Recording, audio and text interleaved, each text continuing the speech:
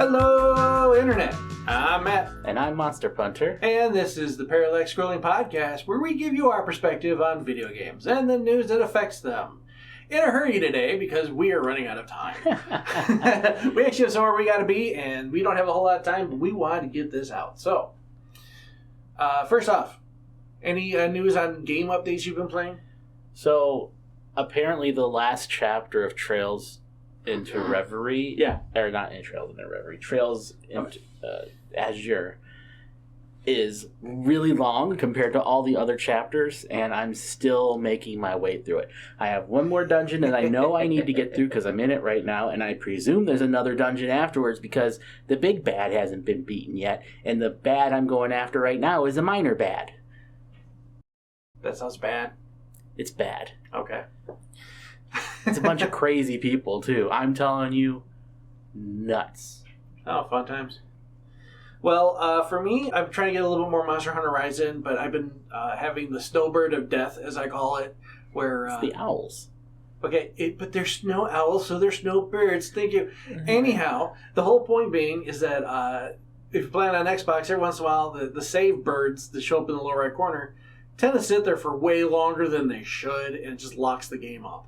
So I've been dealing with that consistently. So it's I don't know if it happens on any of the other versions. I'm curious if it does. If you are playing Rise on a different version, or even Sunbreak, let me know. Like, let us know in the comments. Like, are you having this problem? Because I'm playing on Xbox, and dang it.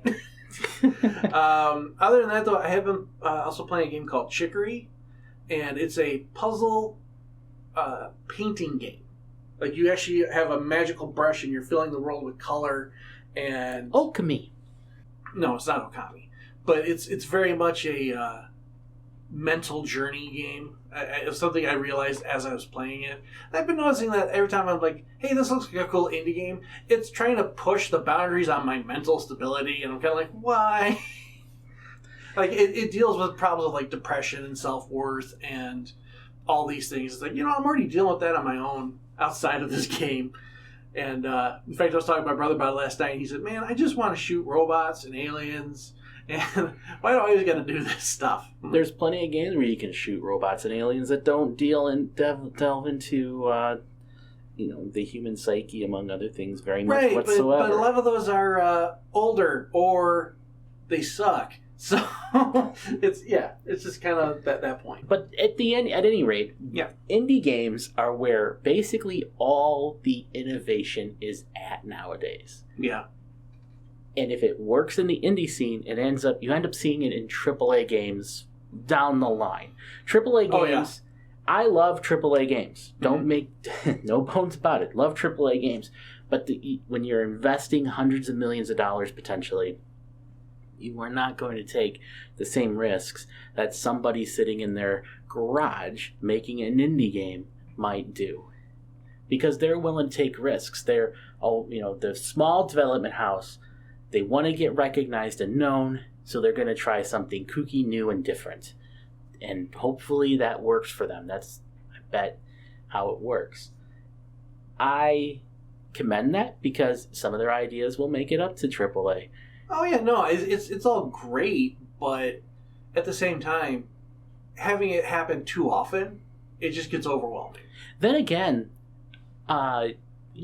Street Fighter 6 came out, and while I have not had the pleasure of playing it as of the time of this recording, I will be buying it either today or tomorrow.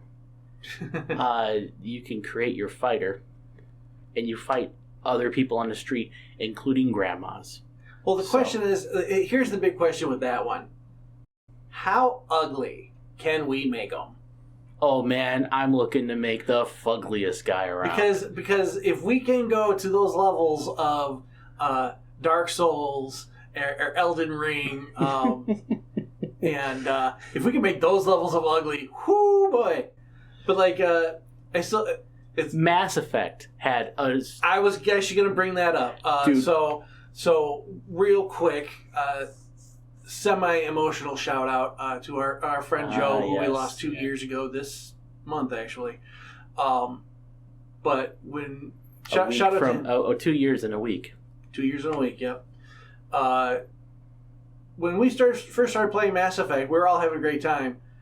but we were all making like normal characters, and then somebody gave him the controller to make somebody, and I can't remember what happened because we were all just on the floor laughing. Yeah.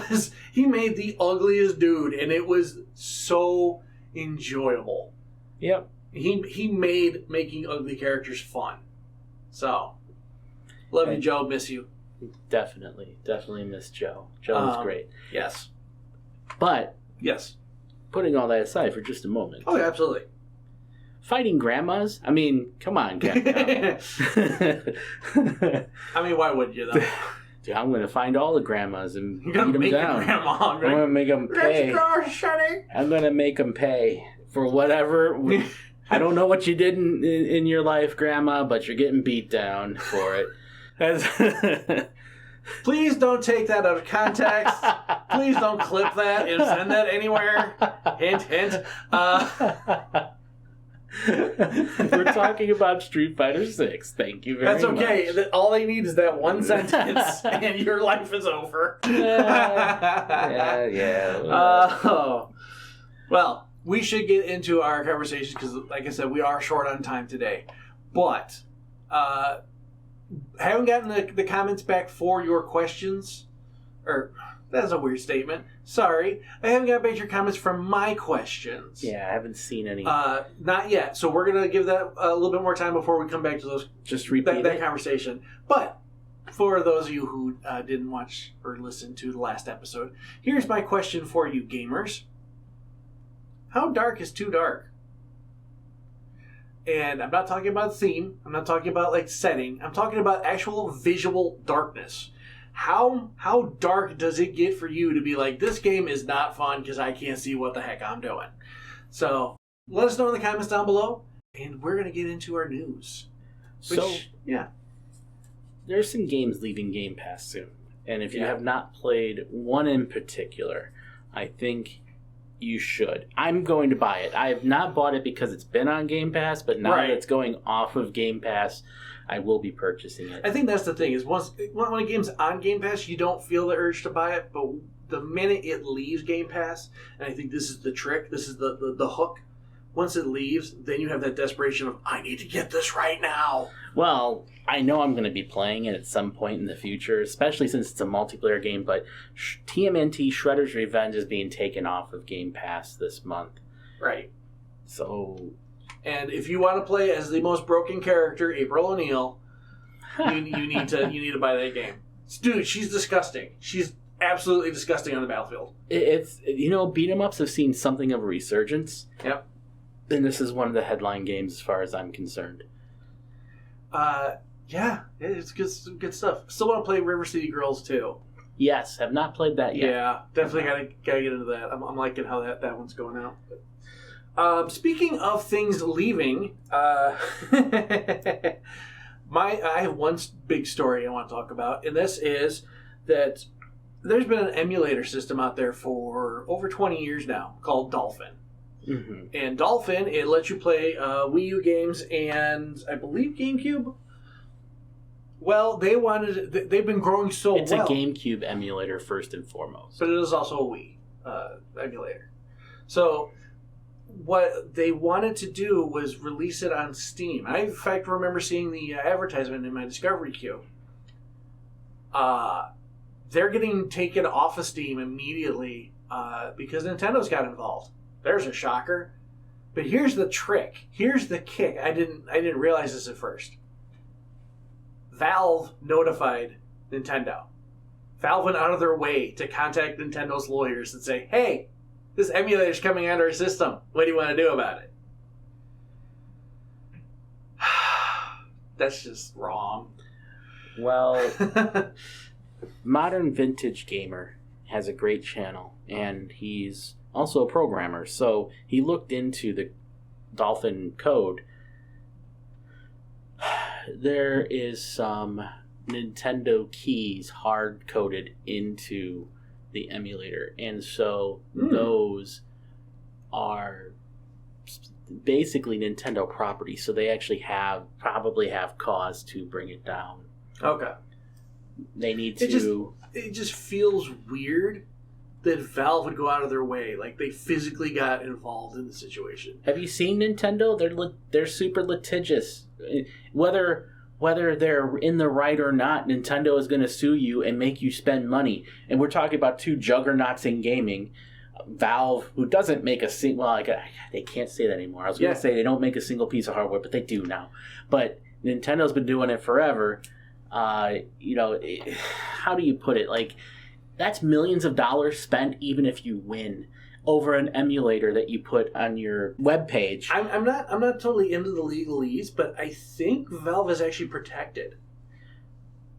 So, but the thing is that you can sue whoever you want, and your lawyers have to get involved. So Nintendo, you ever heard of slap suits? That's what they do. They're completely frivolous, but they drain the other person of their money because they have to defend against it. It sucks and should be illegal, but it does happen.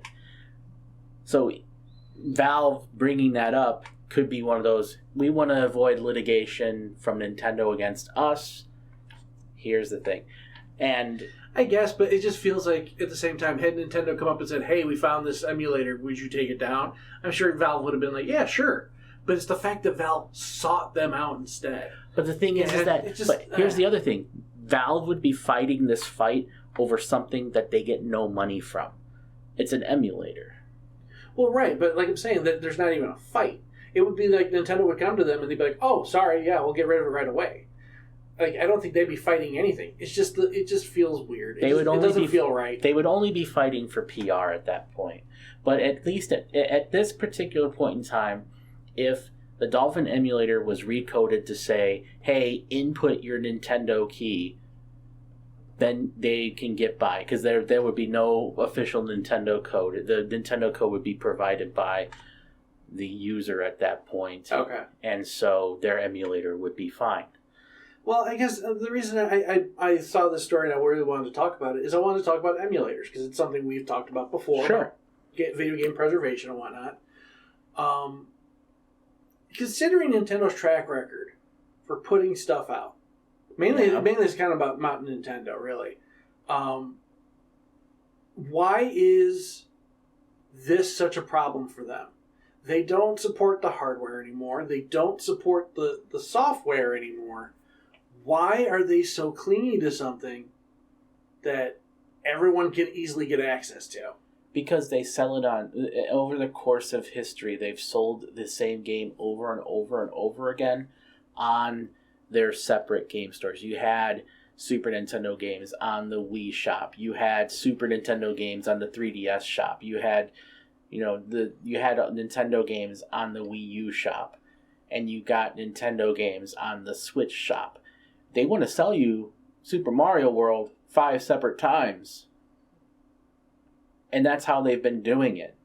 It's not like Steam or even Microsoft to a large degree nowadays, where you buy a game and you get to continue using it forever. If you buy Super Mario World on your Wii and and your Wii is packed away in the garage or in the storage or where you sold it, you cannot access your copy of Super Mario World anymore unless you buy it again or you buy the online service for Nintendo in this situation. But there could be other games that aren't on that service that you might own. Now you don't have them. You have to buy them again. Nintendo is very anti-consumer. Yep. They just are. Yep. There's no two ways about it. Their games don't go down in price. They price fix their games in conjunction with all of the people who sell their games. The only people who get a break on that is Walmart. See, that's the thing. So if you want to buy a Nintendo game, folks, and you don't know this, Walmart has a deal that they get to sell them for $10 cheaper. I've not seen that lately. I have seen it on several titles. Okay. So if you're going to buy a video game for your Switch or, whatever new Nintendo system comes out, take a peek at Walmart first, just in case. It might be cheaper that way. But yeah, so I just wanted to bring that up because, it's so ridiculous. It's so... And you're right, Nintendo is not consumer friendly. Nintendo... It's weird because they have the face of video games. They have the face of children play video games and everybody's happy that the children have video games to play, blah, blah, blah. but it's that face. It's just a mask, and they're really they put out their games are usually super polished when they come out, and they're usually critically acclaimed and people love them. The game side of it is different, right? The games they provide the games and the games are quality. It's the business side of Nintendo that is not consumer friendly. Let me be clear on that. Right. No, absolutely. Absolutely. To be perfectly clear, the business side of Nintendo sucks. You know what also sucks? Yes. The fact that $10 off a faceplate for your PlayStation 5 is all of a sudden a deal. They're down to $45, everybody, and you can get them in black, red, teal, fuchsia, and purple.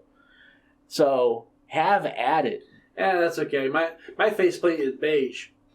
So that's because all the dust. All I'm saying is that these are way overpriced for pieces of plastic, in my maybe not so humble opinion on this. But I do appreciate that there's faceplates. The thing is that if you remember, the PlayStation 5 came out, and someone came out with faceplates for it shortly after it was released for $40. Yeah. And, Sony struck them down, probably because they had, if I remember correctly, they had the PlayStation logo on them and things like that. And then Sony's, for the longest time didn't have anything, and all of a sudden there's these plates, and now they're $55. I'm telling you, people, these are... Only get them if you are a collector. That is where these are going to exist. There's going to be some kids who see it that are like, this is cool, and they're going to get it. There's going to be some older adults that are like, I really hate the white, so maybe I'm willing to buy one of these to get rid of the white. And then now here's the thing, they're just going to sit on the shelves and rot. Well, here's the thing. So I could see the faceplate being $55 if it's one like when Spider-Man 2 comes out. Hey, here's a Spider-Man faceplate. No, these are just plain old faceplates. I know, but I'm talking about that's how I can see it being $55. So who knows? Which, that'd be cool. I would like to have a Spider-Man faceplate. Or, anything from Insomniac, because I think we talked about that last time. I would love to have a Ratchet and Clank faceplate. That would be so cool. The Rift Apart one, where the top one is one color and the bottom one's the other part of the Rift. Yes, that'd be awesome. That might be cool. That might be cool. So yeah, this just bringing that up because I think it's dumb. Yeah. All that being said, is if I find a black faceplate for like $10, okay, fine, I'm in.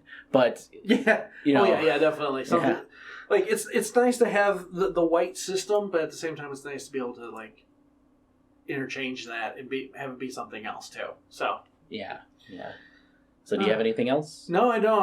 Like I said, it's a short day. I don't have a whole lot else going on. So yeah, I think we could end it right there. I don't have anything else of pressing importance. Okay. If there's here's another thing. I know we've talked about like what's your opinion on stuff. What's your take on our questions, things like that. I have something else I want to throw in. If you guys have news stories you think are worthy of our attention, put them in the comments down below. We want to know. Give us something else to talk about. But for now, we are going to head out of here. We got important stuff to do today. So birthday party, woo, and cookout. That's what I'm excited about. Yeah, I'm excited for the food. So with that said, we're getting out of here. Thank you so much. We love you guys. We appreciate you. Have yourselves a fantastic week. Take care. Later.